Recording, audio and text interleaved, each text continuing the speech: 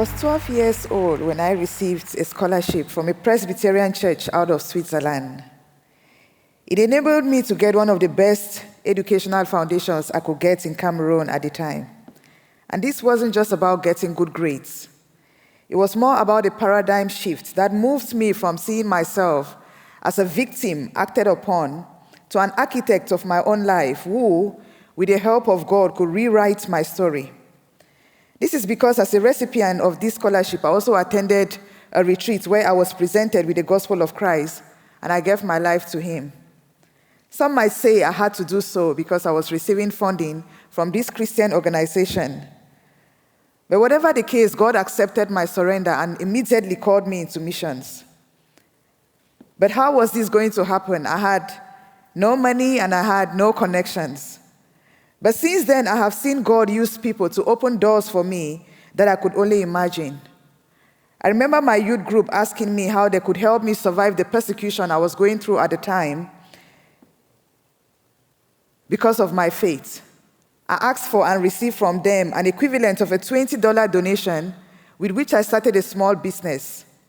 Little did I know that that business would turn into a family-owned affair that would sponsor many more children to get an education. Today, I cannot tell you the number of people that I have sponsored to start small businesses or to get an education because God used his church to change my story. And I do not sponsor them because I have too much. No, it's because I believe in the rippling effects of changing one life. But beyond sponsorships, I've also been privileged to be involved in leadership development in different African countries. And I'm here today because of something that began as a result of my interaction with these leaders. I met a lady in 2002. She was working for an accounting firm. And as a young believer, she had this great desire to preach the gospel to her colleagues.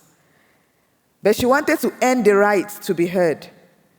And so she began going to work early, doing an excellent job, and when necessary, being the last to leave the office. Before too long, she became one that the boss referred to as the solution bringer in her organization. At that time, the preaching of the gospel was no longer a nuisance in her office, but an asset. One of the consequences, however, of this decision was that she could not make the weekly meetings at the church. Her pastor was not a fan of this. He told her that if she was called into ministry, she had to go to Bible school and graduate as a missionary, an evangelist, or a pastor. This lady did not accept such an appraiser of her actions, and as a result, he called her a rebel.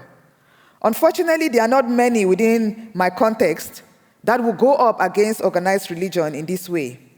If anything, most have bowed to the pressure that there is no calling outside of the walls of the church. And as a result, we are failing to influence the moral culture of our societies. I did a study on this in 2011 that questioned why most African countries were being listed as most corrupt, with a majority of our population living below the poverty line, when we said we were Christians, 50% plus Christians. The results of my study revealed that, among other things, many believers did not understand the concept of the priesthood of every believer, and that their job in itself was a platform to glorify God.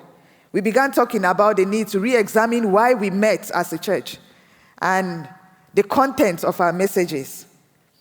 But what did this look like? And had others even done this before? I set myself a task to study and to write a manual for leadership training that will help pastors in this regard. By the time I finished, I realized that something was missing. This was just a theological essay, and there were no practical insights within it. But I had never been a government official. I'd never been a teacher or a nurse outside of the missional context. What experience or expertise did I have that could help these leaders? As I struggled to think about this, I met an organization, Discipling Marketplace Leaders, that today I have become a part of. I could not believe it when they opened Genesis 1, 26 to 28, and proved conclusively that this was the original mandate for all forms of industry and creativity. I mean, they were connecting the Bible to real-life events for me. By the time they concluded with the quotes from a Scottish theologian, George MacLeod, that Jesus was crucified in a marketplace so cosmopolitan that the title of his cross had to be translated into 3 different international languages, I was ready to jump out of my skin. But this was the beginning of my journey in discipling marketplace leaders practically. Have we answered all the questions, or have we met all the needs? Not by a long shot, but we are working on it. And you, with your Judeo-Christian heritage, integrating your faith into your work is or should be your lifestyle. You have surmounted challenges and learned lessons that I believe are applicable in our context, and that is what we need from you. But the question is, which of those lessons do we need right now? And every single individual within the African context will answer this question differently. And to be a part of our journey, you need to first listen to the answer that they provide, knowing that even as God is speaking to you about being a part of our journey, he's already speaking to us as well. Thank you. Thank you, Emeline. I am blessed to work with brothers and sisters across Africa who are responding to the call of God to work with church members to become marketplace ministers. And we are beginning to see what we believe is a movement, and as Dr. Billy Graham said, maybe this will lead to a second Reformation. That is our prayer. But in order to have such a movement, we also need to know the status and the condition of the church. Recently, I was at a forum where we were talking about church multiplication, and about 90 organizations gathered to talk about the goal of having one church for every 1,000 people. This is a great goal, right? To have that many churches. And as I listened to them over the course of a few days, I began to have a troubling thought in my mind. It began to evoke a question of, to what end? To what end do we have one church for every 1,000 people if those churches are actually not being transformative for the communities, for the cities, and for the nations? And it troubled me, and I was wondering about this. What is the challenge that we have? That when we talk about planting churches, that we see that is the end goal, but the church is not actually equipping people to be the church every day of the week. And that is what the goal of discipling marketplace leaders is. It is to help the church redefine itself. The church tends to define itself as the building that we are in. We go to church on Sunday, and church ministry is what happens within the 4 walls of the church. We start going to church in order to get prayed over, to get healing, to get blessings, to have fellowship. When in fact, we should be going to church in order to be sent out again. The purpose of the church is to equip the saints for the work of the ministry. That ministry does not happen in the church building. That's where all the light already is. The church happens when people are released, and it begins on Monday. One of the pastors from Kenya who went to our training said this: church begins on Monday. Sunday is maintenance or garage time. We go to church to be refueled. We go to church to have the oil changed, to have repairs done. But then we start church really on Monday when we are living out the gospel. But we've been confused and we've been deceived to think and redefine church as what happens in the building. And as we begin to work with churches, as the goal of our ministry is to help the church has, as part of its DNA, discipleship for people in the workplace, we recognize that one of the key problems is that pastors don't have an understanding of the call to business. They don't understand the God of business. Well, what does this mean? We take them through a workshop where we talk about understanding the God of business in the Old Testament and the New Testament. We look, as Emeline said, at Genesis 1 and 2. There are 5 words in Genesis 1:28: be fruitful, multiply, fill, subdue, and reign. And too often, in places where we work, we see that it's reduced simply to having children. But 5 different words that have very different meanings and contexts that you can find throughout Scripture. It's the essence of what we were made to do. Genesis 2:15 says that we were told we were put in the garden to work it and to care for it. That is our commitment. And in DML, we teach 3 different directives. 3 great directives from the Bible. Every church teaches the Great Commission. We know we are to disciple people. Every church teaches the Great Commandment. We know that we are to love God and to love our neighbor. But what we don't find is what we call the Great Commitment, the attention to Genesis 1 and 2, our purpose for creation before the fall. And that's what we want to have churches begin to reintroduce back into churches, that as much attention is paid to the Great Commitment, our commitment to God to fulfill that, his commitment of giving us this earth, and be able to carry out the Great Commission and the Great Commandment within those contexts. This requires a paradigm shift, and we are asking pastors and church leaders to read the Bible with a different set of glasses than they might normally have read the Bible. Many pastors have read the Bible many times, they know what's there, but we come at it with our cultural perspective and inclinations of how and where we've been raised. And so we ask them is there possibly a different pair of glasses that we can look at the Bible through? Our patriarchs were businessmen. Many of the prophets were businessmen. The disciples were businessmen. Jesus himself was a businessman for 18 years, 12 to the age of 30. He was the oldest son, and his father died at a young age. He had to provide for the family. This goes contrary to what our thinking is about Jesus as a holy rabbi. He was a businessman working with his hands. So we believe that we can change the mindset of the pastors. We can change the mindset also how we look at business, and we can also change our mindset about the church. How we define the church defines the behavior that we have toward the church. But working with the church is not easy.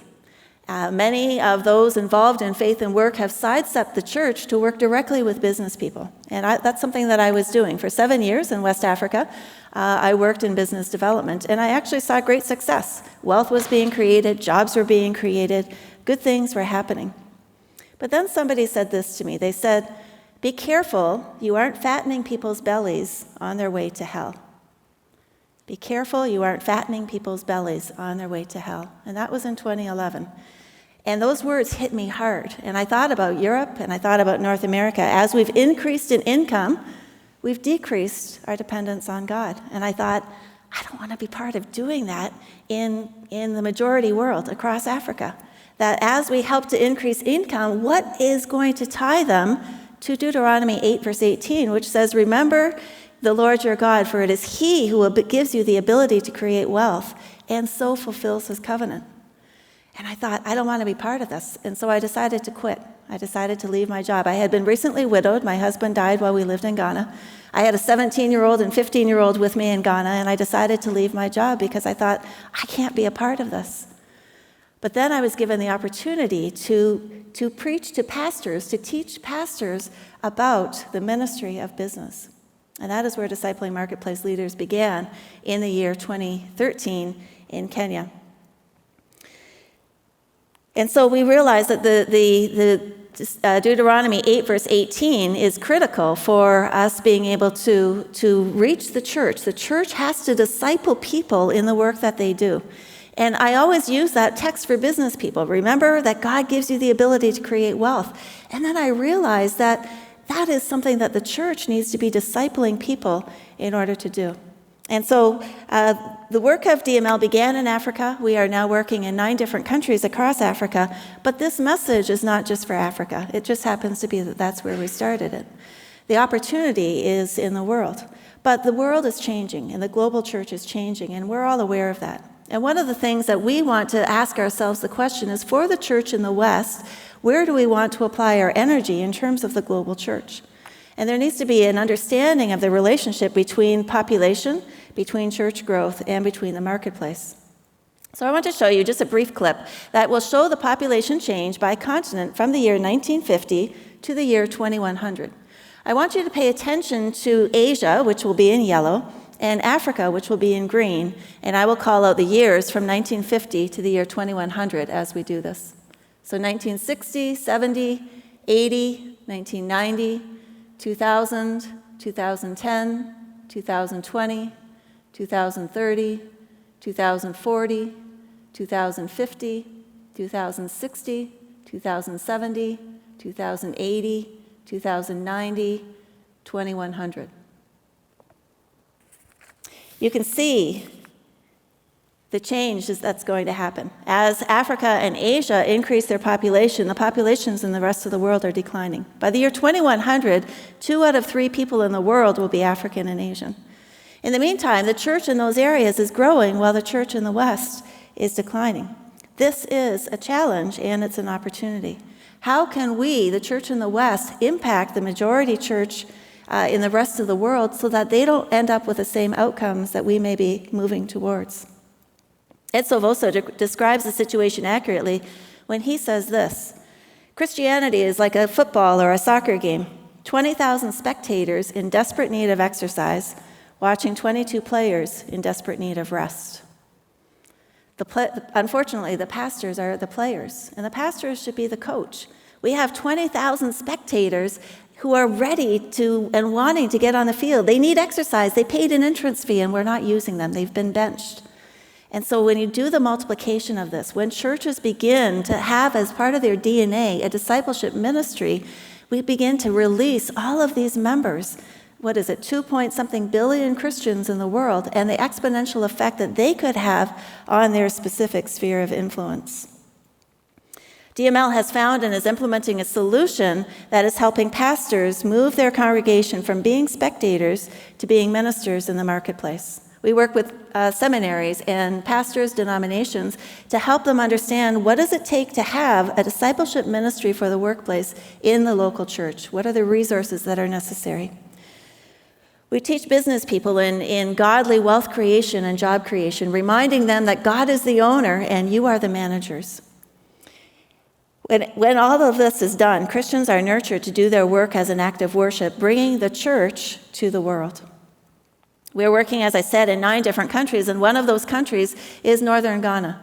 In northern Ghana, it is 90% Muslim, and the churches that have embraced the Discipling Marketplace Leaders ministry are seeing growth financially and numerically in their church. And we have people like Rebecca, who was a Christian, or was a Muslim, became a Christian, and she now recognizes that her business is her parish. She, by herself, has already led more than 30 Muslims to Christ. So you can begin to do the numbers in terms of how that looks. We are working with denominations. The Kalehewat Church in Ethiopia has 10,000 churches, 10 million members, and they want this throughout their denomination, through all their churches.